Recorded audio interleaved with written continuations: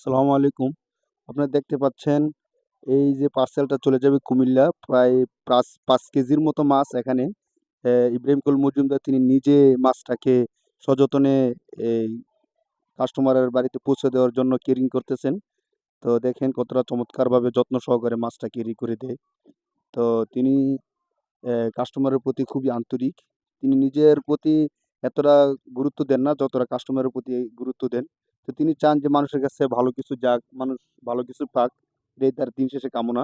তো আপনারা তার জন্য দোয়া করবেন যেন একজন সৎ ব্যবসায়ী সৎভাবে হালাল ইনকাম করতে পারেন এবং প্রতিষ্ঠানটাকে ভালো করে চালিয়ে যেতে পারেন।